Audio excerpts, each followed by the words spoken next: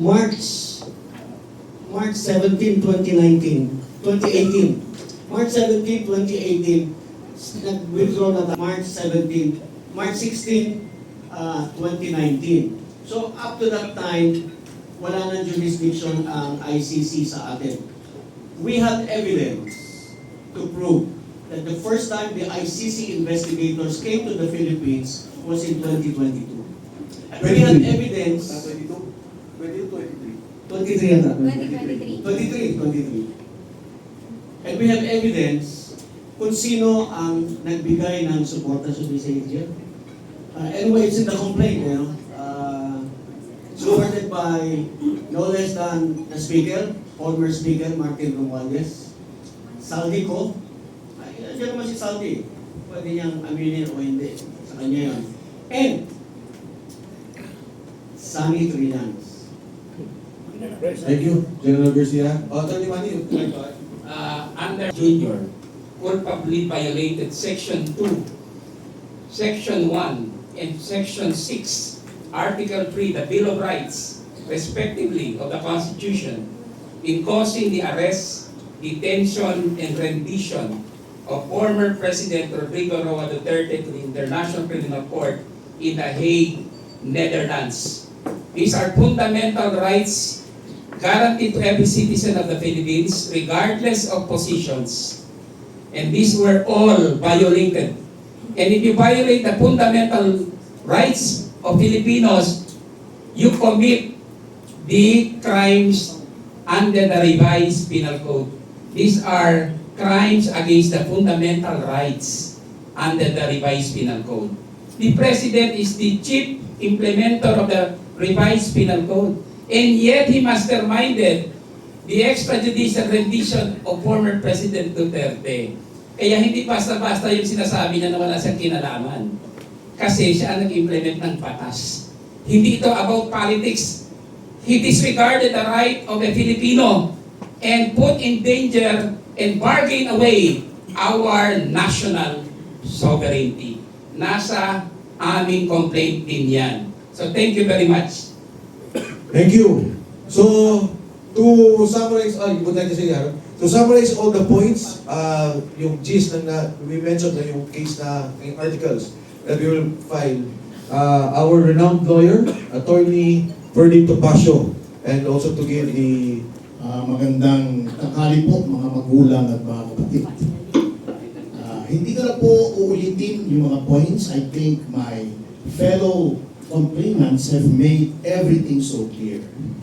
Ang nais ko lamang po sabihin, very briefly, the common thread that runs through all of these accusations is the policy of the present administration of bend the law.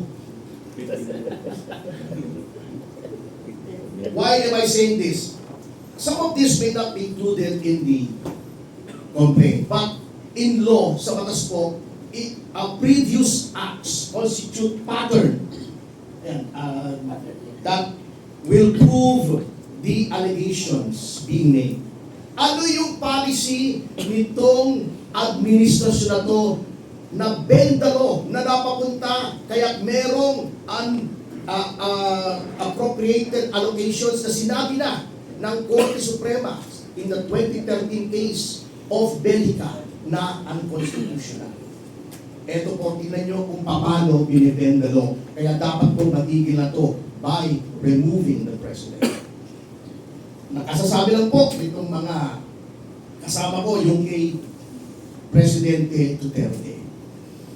Ito pa, kung napansin nyo, even before that, for the first time in legislative history, mayroong committee hearing sa House wherein the council was physically prevented from advising his client. Ako yun, doon sa Quadcom. Again, for the first time in our country's history, yung rules regarding the appointments and consideration of the JBC, inignore. Anong ginawa?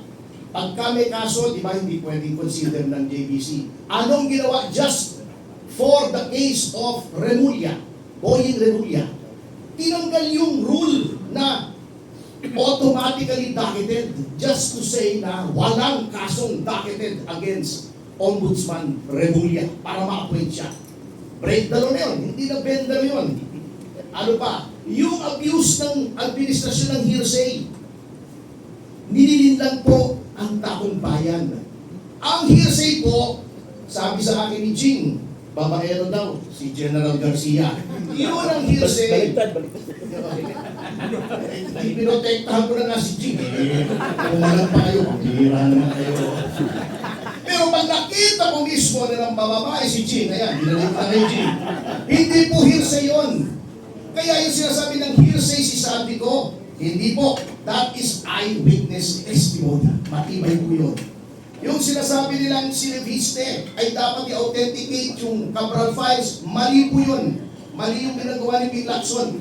By the mere fact that a person was placed under oath in the BRC hearing, at sinabi niya, nakuha niya yung kay Cabral, siya mismo. That is proper authentication under the law. Pero sasabihin nila hindi. By the mere fact that a member of the family ay sinabing out of her own personal knowledge na gumagamit ng droga ang Pangulo, hindi po hearsay yun. Wala pong hearsay doon. Si Gutesa, the mere fact na sinabi niya, nag-deliver siya ng pera kay Martin Romualdez, hindi po hearsay yun. Eyewitness account po yun. Bendalo na naman. Yung bribery ng mga kapatid na Remulla, inalokay sa bilyon, may interest mo yun. Attempted bribery yun. That is a crime. Ano ginawa nila? Pumunta sila sa media, sinabi nila, oy, may nag-attempt na mag-bribe sa amin, ayaw naman sabihin kung sino. Oh, they were sworn to uphold the laws and faithfully execute the same. Bakit hindi nila sinunod yung batas? Yung restitution na sinasabi nilang dapat mag-restitution. Ito, very tricky to. I hope you will give me 5 minutes, Congressman. Alam niyo kung bakit tumututulo po kami sa restitution? Kaya kwento ko po sa inyo. Yun pong restitution, unang-una, wala po yun sa witness protection law. Pangalawa, yung restitution po, very tricky yun kung igagawin mo yung kondisyon for inclusion in witness protection. Bakit? Ako, nagnakaw ka ng 1 bilyon. Sabihin ko sa DOJ, boss, babalik ako ng 400 million. Iyo yung 200. Oh. May 400 million ba ako? Witness protection, state witness, wala na akong criminal liability. Absuelto na ako. Ngayon, sinasabi ni Fadulyon, pwede daw mag-agree ang DOJ sa restitution kung anong amount? Hindi po pwede. Why?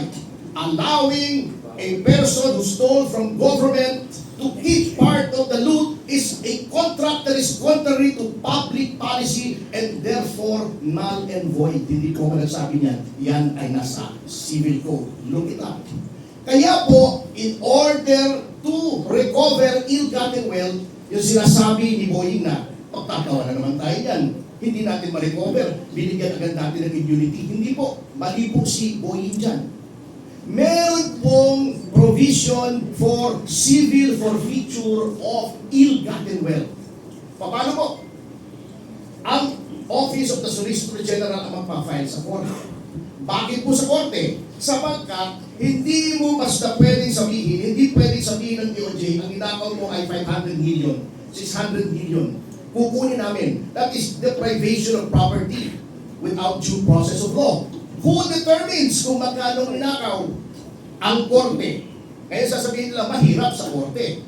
Hindi po mahirap. Una-una, aside from the fact that that is the process provided for by law, kapag civil forfeiture po, there are two presumptions that are in favor of government.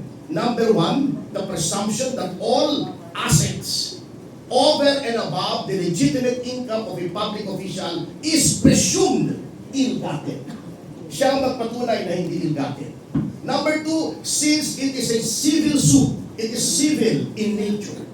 Preponderance of evidence lamang ang kailangan. Hindi proof beyond reasonable doubt. Kahit maabsuelto yung tao, pwede pa rin kunin. Because it proceeds independently of any criminal action or graft, lumber, malversation, etc.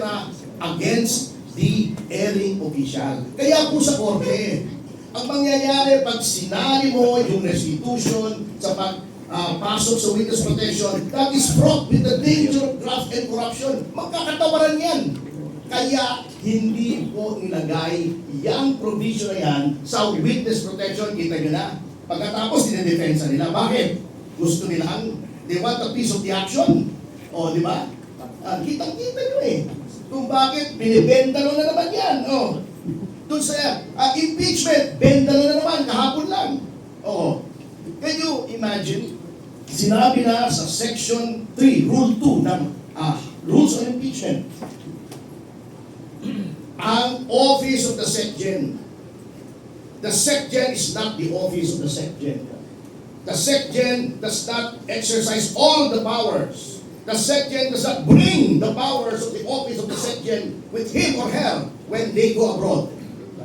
At fundamental po with any office, any office in government, kapag umaalis yung hepe, may OIC. Bakit ayaw tanggapin ni Atty. Momoy? Salonga. Momoy ba? Hindi, Moy, di ba? Haifa? Okay, whatever. Hindi ko nakakuha yung, kasi namumutla kahapon kaya medyo nanginginig Okay, anyway. Tayo ba, pa nag-file tayo sa hukuman ng kaso, kailangan nandun yung press? No, wala. Kapag nag-file ba tayo ng appeal sa Office of the President, dapat nandun yung Pangulo sa Malacanang? Hindi. O, bakit ito? Kapag nag-file ka, kailangan nandun yung Secretary General? Huwag naman, di ba? Ganun siya, makapangyarihan. So, eto po ang pattern na gusto namin i-break. You cannot ignore the law, you cannot bend the law, you cannot be violating the Constitution and the laws without facing the consequences. Because as President, lahat po yan, ikaw ang may command responsibility. Sabi nga ni Roosevelt, di ba? Si President Roosevelt, meron siyang nakalagay doon sa kanyang desk, the buck stops here. Kahit ano mangyari, ako yan. O, kung may credit siya yun, kung may kasalanan, siya rin yun because he is the head of the executive department. And when he made an oath, kung siya nahalaan, sinabi niya, he made a solemn oath that it will be his duty to protect the Constitution and faithfully execute all laws. Kaya po meron ito na petition ito because hindi niya ina-execute ang law, ina-execute niya ang lahat ng tao na sumusunod sa batas. He is not only bending the law, he is breaking the law. Salamat po. Thank you so much.